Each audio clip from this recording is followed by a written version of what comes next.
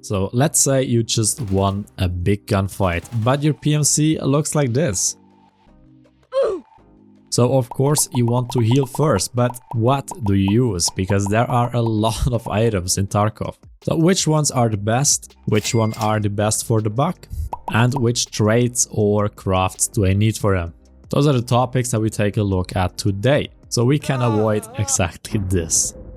Then different than in other games, you will not wake up in a hospital, neither in a carriage. And first of all, we look at the most important, and that's the excessive abuse of painkillers in Tarkov. And yes, I'm talking about the pills that make a scenery looking like this to this. Fantastic for streaming.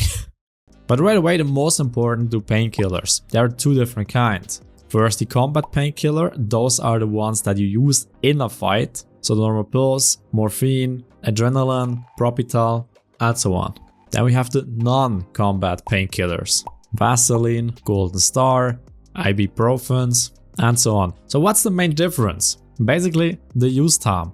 Because especially in a fight, you want to have as low as a use time as possible. For example, morphine, 2 seconds and you're good to go.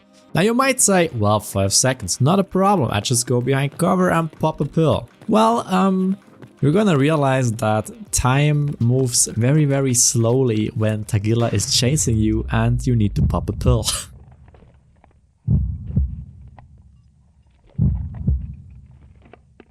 And then you just have to hope for a bug in the AI, cause otherwise he is gonna pull out his hammer and stomp you to the ground. Because 5 seconds is just way too long in a fight.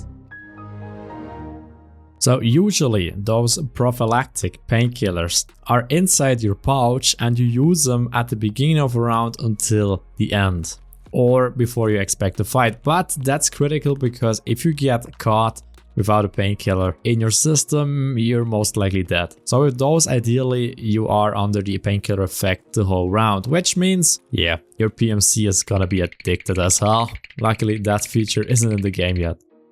Then we have the combat painkillers, which usually you want to have them in your pockets with a shortcut attached. I mean, yes, you can also place them in your pouch, but that requires a couple more clicks. If you're fast enough, why not? Otherwise, shortcut and pockets. And then when you get into a fight, you can pop them very quickly.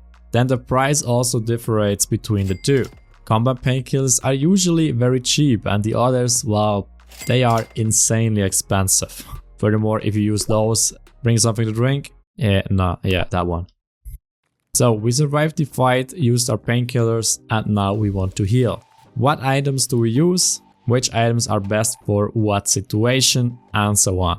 The main difference between the medikits is basically how much HP do they have, how much HP can I heal per usage, and how much HP does it cost to fix the bleeding. What do I mean by heal per usage? Now let's look at this example, 4x and 1 HP, and as you can see when I use this medikit, it doesn't go up all the way, it just heals around 50 HP.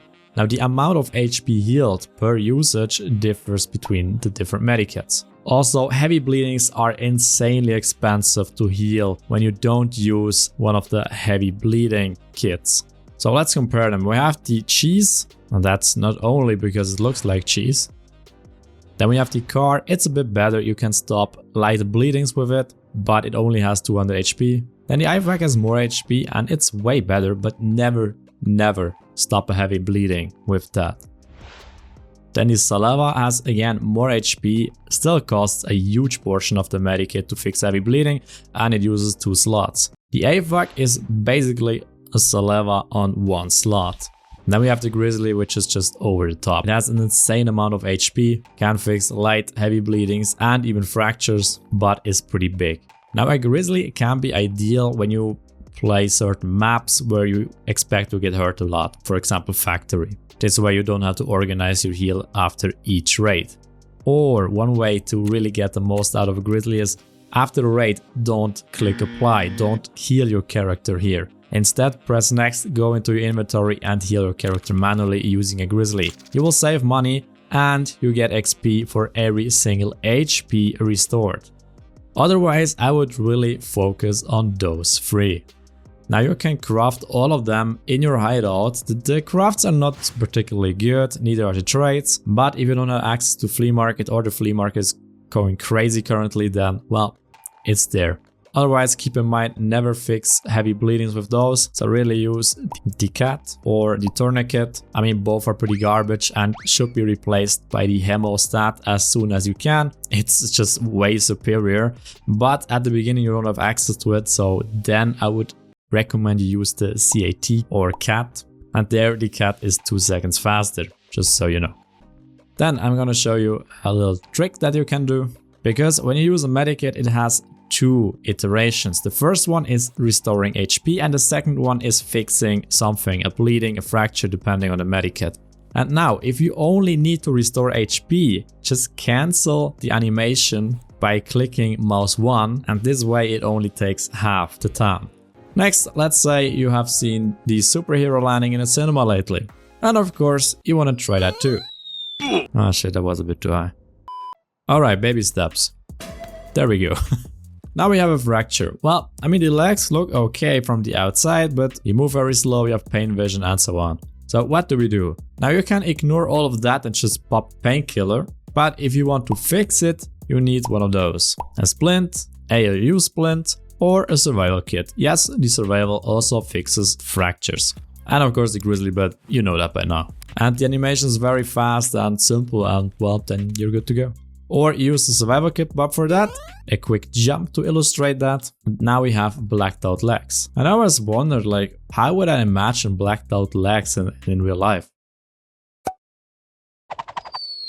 And here I can use a ZMS or a survival kit. Now you're gonna lose some max HP on the body part, depending on which one you use. The ZMS is way inferior in this regard and only restores 35 to 50% of the maximum HP, while the survival kit gets up to 82%. And it can fix fractures, but therefore it's a free slot item. So that means if you use the CMS, you need to bring some splints, either a big one in your pouch or the small one in the pocket, or you just bring a survival kit, but it needs free slots, which is a pity for a lot of standard users. That's why if you use the standard version, just use the CMS until you get the bigger container.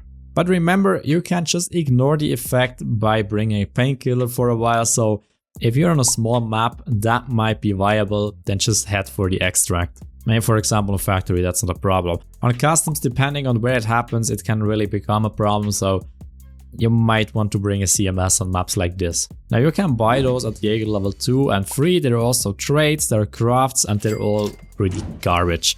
The easiest way is probably to buy them from a flea market or to find them yourselves. Especially since you will keep those items usually for a very long time. And that's basically it. The only thing left now is optimization. And the first thing, it really depends on the size of your pouch. And holy shit, that sounds wrong. Basically, if you have a standard version, then you can't bring a survival kit right away. So you have to put a CMS inside, maybe pair it with an AFAC because that lasts way longer, and maybe a good painkiller. Then put something against heavy bleeding and fractures in your pockets. Yeah, you're gonna lose them very likely, it's just the way it is, but you can optimize it in your stash. With a bigger pouch, you can bring bigger loadouts, of course, especially survival kit. It's just an amazing thing. If you bring a hemostat as well, you basically never have to buy heal again after you die. And back to the optimization in your stash, I would recommend that if you use the small ones, really buy a lot of them and keep them ready so you can put them inside your pockets after each raid, so you don't waste time buying 2 free items each time for Therapist. And that's about it. Congratulations, you are basically a Tarkov doctor now. So as always, if it was helpful, don't forget to thumbs up. I'm aware that it was a lot of repetition for most of you, but we have a lot of new players, so that's why I made it. Then don't forget to subscribe for more, and I'll see you all in the next video. Bye bye!